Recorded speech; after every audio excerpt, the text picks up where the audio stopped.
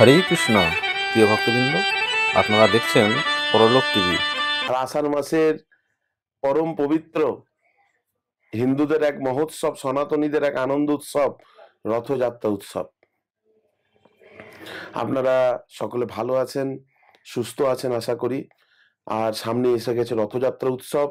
রথযাত্রা মহারণ্য, মহাধুমধাম, তাই না? তো রথযাত্রা এই যে উৎসব, এটা আমাদের সকলের উৎসব।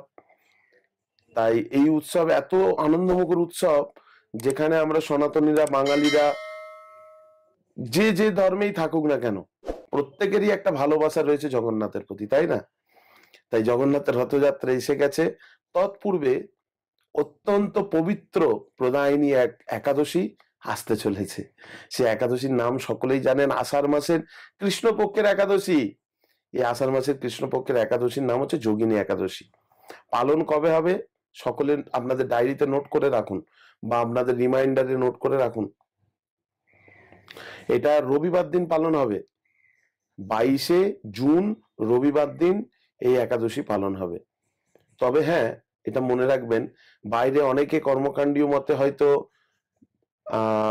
বিভিন্ন মত অনুসারে 21 তারিখে পালন করবে, শনিবার দিন। কিন্তু কেউ, আপনারা যারা শুদ্ধ মতে, বৈষ্ণব মতে পালন করতে চান, তাহলে কিন্তু 21 তারিখে কেউ পালন করবেন না।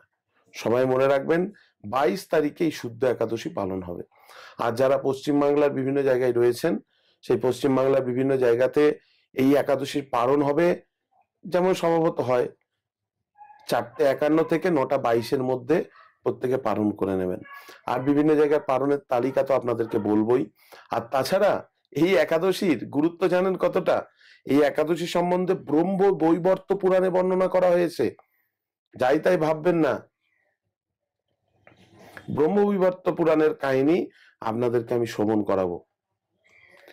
আর বিশেষ করে এই একাদশীতে খুব সুন্দর কাহিনী আপনাদেরকে শ্রবণ করাবো। আর এই একাদশী ব্রত খুব সুন্দর এক পৌরাণিক কাহিনী উল্লেখিত হয়েছে, যে পৌরাণিক কাহিনীতে সুন্দর হেমমালী এবং মার্কেন্ডীয় ঋষির কথা উল্লেখিত হয়েছে। সেই কথা আপনাদেরকে আমি শ্রবণ করাবো। আসুন আপনারা প্রত্যেকে মন দিয়ে এই একাদশী ব্রত মাহাত্ম্য শ্রবণ করুন। এই একাদশী ব্রত মাহাত্ম্য অনেকে প্রশ্ন করেছেন যে প্রভু, আগের একাদশীতে, নির্জলা একাদশী, আপনি প্রত্যেক ভিডিওটা দেন, আগের যে নির্জলা একাদশী ব্রতের ভিডিওটা আপনার তো পেলাম না। হ্যাঁ, কিছু যান্ত্রিক গোলযোগ এবং সময়ের ভিন্নতার কারণে আমি সেই ভিডিওতে আপনাদের কাছে আসতে পারিনি, তার জন্য আমি ক্ষমা প্রার্থী। অনেকে যারা আমাকে পাঠিয়েছে লিখে যে আপনার ভিডিও দেখতে পাচ্ছি না, হ্যাঁ, কারেন্ট ভিডিও আমার ছাড়া হয়নি ওই সময়, তবে পুরোনো ভিডিওগুলি আমি তাদেরকে পাঠিয়েছি। সেই অনুসারে অনেকে একাদশী করে, অনেকে আমাকে রিপ্লাই দিয়েছে যে এই নির্জলা একাদশী করে অত্যন্ত আনন্দিত হয়েছি, জীবনে কোনোদিন ভাবতে পারিনি যে এই নির্জলা ব্রত করব। জল, এক মুঠ জল পর্যন্ত পান না করে যে থাকা যায়, সেটা অভাবনীয়। তো এই ধরনের সুন্দর সুন্দর অভিজ্ঞতা আমার কাছে এসছে, তাই আপনাদেরকে বলছি। তবে একটা কথা মনে রাখবেন, যে নির্জলা একাদশী করেছিল ভীম, তারপরে থেকে কিন্তু ভীম প্রত্যেকটা একাদশীও করেছে। তাই আমাদের এরকম উচিত নয় যে নির্জলা করে দিলাম একটা একাদশী, আর কোনো একাদশী করব না। সেটা শাস্ত্রে বলা হয়নি। শাস্ত্রে বলা হয়েছে প্রত্যেকটা একাদশী ব্রত নিষ্ঠা সহকারে পালন করার জন্য। কেমন? তাই প্রত্যেকে সুন্দরভাবে একাদশী ব্রত পালন করুন। আপনি না খেয়ে থাকতে পারবেন না, 2 বার খান, 3 বার খান, 4 বার খান, 10 বার পর্যন্ত খান, কোনো অসুবিধা নেই। কিন্তু অন্তত খেয়ে একাদশী ব্রতটা নিয়ম নিষ্ঠা সহকারে করুন। কেন, এই একাদশী ব্রত এমন একটা ব্রত, আপনাদেরকে আগেও বলেছি, এখনো বলি, যে এই ব্রতের সমান অন্য কোনো ব্রত হয় না। বুঝতে পারছেন? অনেক ব্রতের আমরা অনুষ্ঠান করে থাকি আমাদের জীবনে, অনেক অনেক ব্রত পালন করে থাকি আমাদের জীবনে, কিন্তু সমস্ত ব্রতের মধ্যে সর্বশ্রেষ্ঠ ফল প্রদাতা ব্রত হচ্ছে এই একাদশী ব্রত। আর তার মধ্যেই আষাঢ় মাসের কৃষ্ণপক্ষের একাদশী এসে গেছে। বুঝতে পারছেন? আষাঢ় মাসের কৃষ্ণপক্ষের এই একাদশীর নাম ব্রহ্মবৈবর্ত পুরাণে বলা হয়েছে যোগিনী একাদশী নামে খ্যাত, যে একাদশী 22 তারিখ পালন হতে চলেছে। প্রত্যেকে কিন্তু মনে রাখবেন। অবশ্য দেখুন, আপনার সফলতা আপনার কাছে, আমার সফলতা আমার কাছে। এই সম্বন্ধে খুব সুন্দর সুন্দর নীতি শিক্ষা রয়েছে, শাস্ত্রে আচার্যরা দিয়েছেন, বিভিন্ন মনীষীগণ আমাদেরকে দিয়েছেন, যে আপনি আপনার যে সফলতা আপনার মধ্যে রয়েছে, আপনার মধ্যে যে শক্তি রয়েছে, সেটা আপনি জাগরিত করুন, আপনার শক্তিকে আপনি প্রকাশিত করুন। তাহলেই দেখতে পারবেন সাফল্য আপনার কাছে উপস্থিত। সাফল্যের চাবিকাঠি আপনি অনায়াসেই লাভ করতে পারছেন। প্রত্যেকে তো আমরা আমাদের জীবনে সাফল্য চাই, তাই না? আর সাফল্যের জন্যই তো আমরা এত দৌড়ে বেড়াই। কেউ এক দেশ থেকে আরেক দেশে যায়, কেউ এক স্থান থেকে আরেক স্থানে যায়। এইরকম প্রত্যেকের জীবনে সাফল্যের জন্য প্রত্যেকে কিছু না কিছু করতে থাকে, কিন্তু সাফল্য কোথায়? সাফল্য আপনার মধ্যেই রয়েছে। খুব সুন্দর একটি ঘটনা আপনাদের সঙ্গে শেয়ার করি, একদম সত্য ঘটনা। হয়তো এই ঘটনাটা শ্রবণ করার পরেও আপনার জীবন আপনাকে বদলে দিতে পারে, তাই মন দিয়ে শুনুন, কেমন? রাস্তায় চলাফেরার পথে আপনারাও দেখে থাকেন অনেক ভিক্ষুককে, যারা ভিখারি রয়েছে। সেই ভিখারিদের অনেক সময় আমরা ভিক্ষাও দিই, বা ভিখারিদেরকে দেখে তুচ্ছ তাচ্ছিল্য করে চলে যাই অনেক সময়। তো সাধারণত ভিখারি আমরা দেখেই থাকি, তাই না? তো এইরকম একটি স্টেশনে একটি ভিখারি প্রতিদিন ভিক্ষা করত, এবং সে ভিক্ষা চেয়ে তার জীবন ধারণ করত। সেই ভিখারি একদিন ভিক্ষা করতে করতে একজন বিজনেসম্যান আসছেন, অত্যন্ত বড়, বিশাল সমৃদ্ধশালী একজন ব্যক্তি। তিনি একটা টাকার অ্যাটাজি হাতে করে নিয়ে ওই স্টেশন থেকে, একটি ট্রেন থেকে নেমে হেঁটে হেঁটে যাচ্ছেন। সেই প্রতি মুহূর্তে সেই ভিখারিটি গিয়ে তার কাছে ভিক্ষা চায়, আর ভিক্ষা চাওয়াতে সেই বিজনেসম্যান তাকে প্রত্যুত্তর দেয় কি জানেন? যে তুমি তো কেবল প্রতিদিনই ভিক্ষা চাও, তার বিনিময়ে কি কাউকে কিছু দাও, নাকি প্রতিদিন তুমি শুধু কারোর থেকে নিতে থাকো? কোনোদিন কি কাউকে কিছু দিয়েছো? হঠাৎ সেই কথাটি বলে বিজনেসম্যানটি সেখান থেকে চলে গেল। ভিখারিটি চিন্তা করতে লাগলেন। ভিখারিটি চিন্তা করতে করতে করতে করতে তার মধ্যে এক ভাবনার জাগরিত হলো, সত্যিই তো, আমি তো প্রত্যেকের কাছ থেকে প্রতিদিন প্রতিনিয়ত শুধু নিয়েই গেছি, প্রতিনিয়ত শুধু নিতেই থেকেছি, প্রত্যেকের কাছে হাত পেতেছি, বাটি পেতেছি, প্রত্যেকে আমাকে কিছু না কিছু দান করে গেছে, কিন্তু তার পরিবর্তে কি আমি কাউকে কিছু ফিরিয়ে দিয়েছি কোনোদিন? আমি তো দিইনি। সেই ভাবনা তাকে আরো ভাবিয়ে তুলতে সাহায্য করলো। হঠাৎ তিনি স্টেশনে বসে বসে ভাবতে ভাবতে দেখলেন যে স্টেশনের অপোজিট সাইড, অর্থাৎ রেল স্টেশনের বিপরীত দিকে কিছু ফুলের গাছ হয়ে রয়েছে। সেই ফুল গাছ থেকে কিছু ফুল তুলে আনলেন। সেই ফুলগুলি তুলে এনে সে চিন্তা করলো, আজকের পর থেকে আমি যার কাছে ভিক্ষা চাইবো, কাউকে না কাউকে আমি একটা ফুল অন্তত তাকে দেব। আমি শুধু শুধু টাকা নেব না কারোর কাছ থেকে। সেই ব্যক্তিটি ফুলগুলি নিয়ে ট্রেনের মধ্যে উঠে গেলেন। ট্রেনের মধ্যে উঠে প্রত্যেকের কাছে যাচ্ছেন, ভিক্ষা চাইছেন, আর ভিক্ষার পরিবর্তে প্রত্যেককে কিছু ফুল দিচ্ছে। যখন সে ফুল দিতে লাগলো, ফুল দিতে দিতে দিতে দিতে প্রত্যেক মানুষ তাকে যে পরিমাণে পয়সা দিত তার থেকে বেশি পরিমাণে পয়সা দিতে লাগলো। সে দেখতে লাগলো যে ফুল দেওয়ার জন্য অনেক পয়সা বেশি তাকে মানুষ দিতে লাগলো। এইভাবে দিতে দিতে হঠাৎ ট্রেনের মধ্যে আবার সেই পূর্ববর্তী যে বিজনেসম্যান, সেই যে বিজনেসম্যানের সঙ্গে হঠাৎ সাক্ষাৎ। তাকে দেখে সেই ভিখারিটি হতবিম্বিত হয়ে গেলেন। ওই তো সেই ব্যক্তি বসে রয়েছেন। সেই ভিখারিটি হাঁটতে হাঁটতে গিয়ে বিজনেসম্যানের কাছে বললেন, দাদা, আমাকে চিনতে পারছেন? আমাকে এবারে ভিক্ষা দেবেন আপনি? তার বিনিময়ে আপনাকে কিছু দিতে চলেছি, কিন্তু আমি এমনি ভিক্ষা নেব না আপনার কাছ থেকে। তখন সেই বিজনেসম্যান তাকে কিছু পরিমাণ ভিক্ষা দিলেন, দেওয়ার সাথে সাথে তাকে কিছু ফুল দিলেন। ফুল দেওয়াতে সেই বিজনেসম্যান আরো কিছু পয়সা তাকে দিলেন এবং বিজনেসম্যান তাকে একটি কথা বলে সেখান থেকে চলে গেলেন। কথাটি ছিল এই, তুমিও প্রকৃত ব্যবসায়ী হয়ে গেছো। ভিখারিকে এই কথাটি ভাবতে সাহায্য করলো। সঙ্গে সঙ্গে ভিখারি ফিরে এলেন। ফিরে স্টেশনে বসে তিনি চিন্তা করছেন, সত্যি আমি ভিখারি ছিলাম এবং ভিখারি থাকার পরে আমি মানুষকে পয়সার বিনিময়ে কিছু দিতে সাহায্য করলাম এবং সত্যিই তো আমি এখন কারোর কাছ থেকে তো বিনে পয়সায় টাকা নিই না, আমি তো প্রত্যেকে কিছু না কিছু বিনিময়ে তাদেরকে তো ফুল দিচ্ছি। আর সত্যি তো এটা তো আমি ভিখারি নই, আমি তো প্রকৃত একজন ব্যবসায়ী, আমি একজন ছোট ব্যবসায়ী। তখন তার সেই যে ভাবনা তাকে আরো জাগরিত করলো, তার অন্তর্নিহিত যে শক্তি সেটা তাকে আরো ভাবতে সাহায্য করলো, তাকে সাফল্যের দিকে এগিয়ে নিয়ে যেতে সাহায্য করলো। সেই ভিখারি তিনি তার যে জমানো মুদ্রা টাকা সেটি দিয়ে প্রচুর ফুল কিনলেন এবং ফুল কিনে সে ব্যবসা শুরু করলো এবং একদিন সে বড় ব্যবসায়ী পরিণত হলো।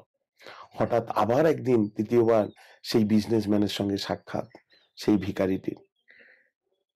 সেই বিজনেসম্যান তিনিও সুটবুট পরে আসছেন আর এদিকে ভিখারিও সুটবুট পরে যাচ্ছেন। সেই ব্যক্তি গিয়ে বললেন, স্যার আমাকে চিনতে পারছেন? বললেন, ঠিক চিনতে পারছি না। বলছে, আমি সেই ভিখারি যাকে প্রথম কথায় আপনি বলেছিলেন শুধু শুধু ভিক্ষা কারো থেকে নিও না, দ্বিতীয় দেখাতে বলেছিলেন তুমি একজন বিজনেসম্যান হয়ে গেছো, এই তৃতীয়বার আপনার সঙ্গে সাক্ষাৎ। তবে হ্যাঁ স্যার, আজকে আমি সত্যিই ব্যবসায়ী হয়েছি, আজকে আমি সত্যিই মানুষ কাছে আমি। সেই ব্যক্তিটি চিনতে পারলেন সেই ভিখারিটিকে। তখন সেই ভিখারিটিকে দেখে সেই ব্যবসায়ী, সেই বিজনেসম্যান, সেই ধনী ব্যক্তি অত্যন্ত গর্বিত হলেন। দেখুন, এই গল্পটার পিছনে এই হচ্ছে রহস্য, আপনাদের সঙ্গে শেয়ার করলাম এই জন্য। দেখুন, এই যে একজন ভিখারি, তার মধ্যে যে থাকা লুকিয়ে থাকা শক্তি সেটাকে সে জাগরিত করলো এবং জাগরিত করে সে সাফল্যের দিকে এগিয়ে গেল। তাই চিন্তা করে দেখুন আমাদের মধ্যে কত শক্তি লুকিয়ে রয়েছে, অজানা শক্তি, অজানা গর্ভ, অজানা ভবিষ্যৎ আমাদের মধ্যে লুকিয়ে রয়েছে। কেন আমরা সেই অজানা শক্তির সদ্ব্যবহার করব না? কেন আমরা সেগুলো ভুলে আমাদের প্রকৃত শক্তি হারিয়ে কারোর মুখাপেক্ষী হয়ে থাকব? কেন? তাই প্রত্যেককে এই বার্তা দিতে চাই, এই গল্পের মাধ্যমে আপনার মধ্যে অনেক শক্তি রয়েছে, আপনি ভগবানের জন্য সেই শক্তির প্রয়োগ করুন। আপনি এই একাদশী ব্রত পালন করুন, আপনি আপনার শক্তি দিয়ে মন্দিরে যান, আপনার শক্তি দিয়ে আপনি ভগবানের সেবা করুন, সাফল্য অবশ্যই আপনার কাছে আসবে। কেন অত্যন্ত শিক্ষণীয়, আমাদের প্রত্যেকের সাফল্য লুকিয়ে রয়েছে আমাদের নিজেদের কাছে। তাই আমি বলতে পারি, অনেকেই আমাকে প্রশ্ন করেছেন যে প্রভুজি আমি একাদশী ব্রত করতে চাই কিন্তু করতে পারি না, ভক্তি করতে চাই ভক্তি করতে পারি না।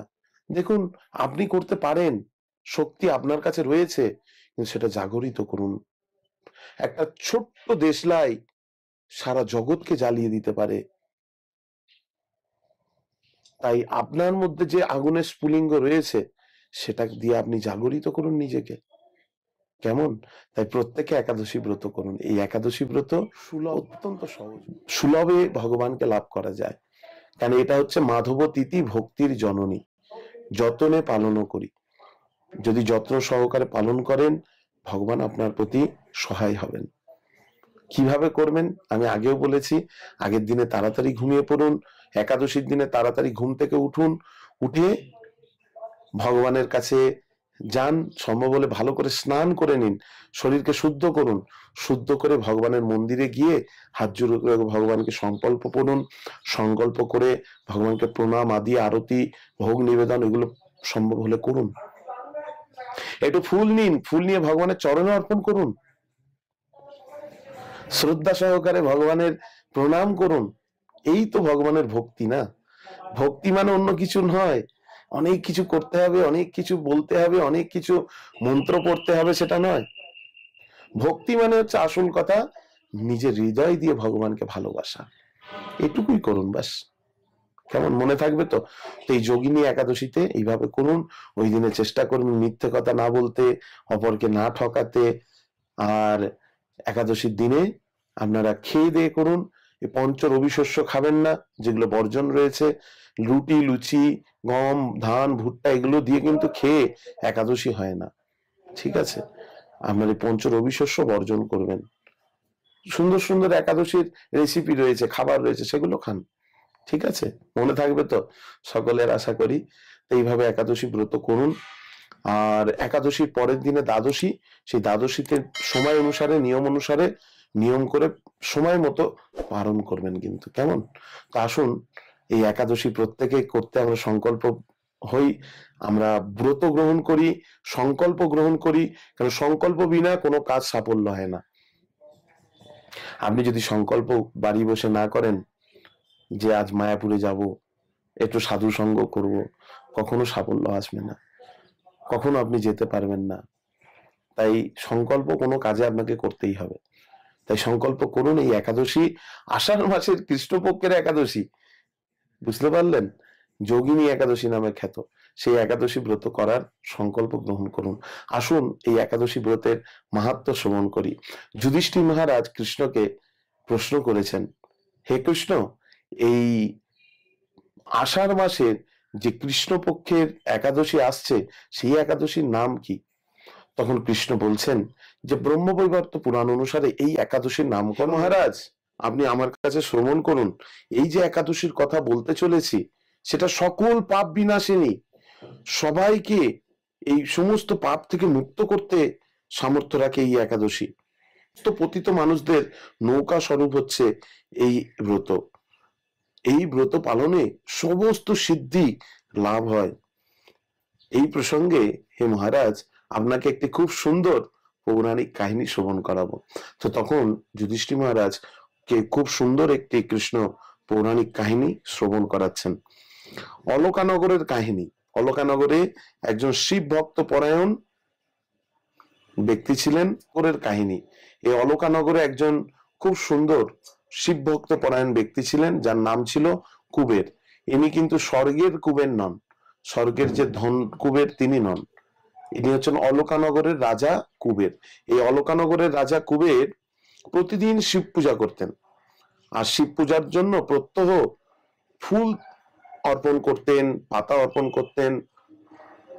তো কি হতো, তার একজন মালি ছিল, যার নাম ছিল হেমমালি।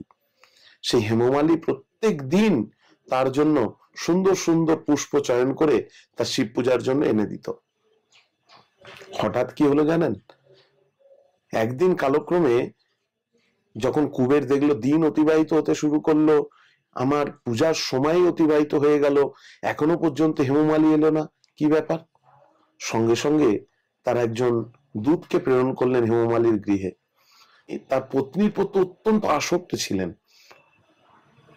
তো তার স্ত্রীর প্রতি অত্যন্ত কাম পরায়ণতার কারণে কামাসক্ত হয়ে কাম ক্রীড়ায় লিপ্ত হয়ে পড়েন হেমমালি সেই দিনে। এবং সাথে সাথে তার সময়, জ্ঞান কিছুই ছিল না। কুবেরের জন্য যে শিব পূজার ফুল নিয়ে যেতে হবে, সেই কথাটি তার মনে ছিল না। সঙ্গে সঙ্গে দূত এলেন। দূত এসে প্রহরীগণ তারা বললেন যে রাজা, আপনার সেই হেমমালি সে কামক্রীড়ায় লিপ্ত রয়েছে তার স্ত্রীর সঙ্গে। সঙ্গে সঙ্গে রাজা ক্রুদ্ধ হয়ে গেলেন, কি? সে কামক্রীড়ায় লিপ্ত হয়েছে, আমার শিব পূজায় ব্যাঘাত করেছে, সে শিব পূজার পুষ্প চয়ন করে আনার কথা, সেই কথা ভুলে গিয়ে কামক্রীড়ায় রত রয়েছেন। সঙ্গে সঙ্গে রাজা ক্রুদ্ধ হলেন। সঙ্গে রাজা সে হেমমালির গৃহে উপস্থিত হলেন। সাথে রাজা দেখছেন সেই হেমমালি তার স্ত্রীর সঙ্গে কাম ক্রীড়ায় রত রয়েছেন। সঙ্গে সঙ্গে রাজা অভিশাপ দিলেন, হে দুর্মতে, তুমি আমার শিব পূজার ব্যাঘাত ঘটিয়েছো, তুমি আমার শিব পূজার পুষ্প আনতে অবজ্ঞা করেছো, তাই আমি তোমাকে অভিশাপ দিচ্ছি, তুমি শ্বেত কুষ্ঠগ্রস্ত হয়ে তোমার প্রিয়তম ভার্যার সাথে চির বিয়োগ সংগঠিত হোক এবং তুমি কুষ্ঠগ্রস্ত অবস্থায় ঘুরে বেড়াও এবং তোমার এই স্থান থেকে অধোগতি লাভ হোক। তো এইভাবে সঙ্গে সঙ্গে সেখান থেকে ভ্রষ্ট হয়ে কুষ্ঠ রোগাক্রান্ত হয়ে রোগের যন্ত্রণায় দিন রাত্রি কাতর হতে লাগলেন।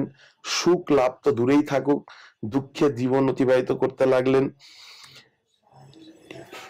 এই যে অর্চনের ফুল সংগ্রহের স্বীকৃতির ফলে সে যে শাপগ্রস্ত হয়েছে, হ্যাঁ, তবে এই যে শিবজির এতদিন সেবা করেছেন, তো শিবজির প্রতি আস্থা ভক্তি এবং শিবজির বিস্মরণ সেই হয়নি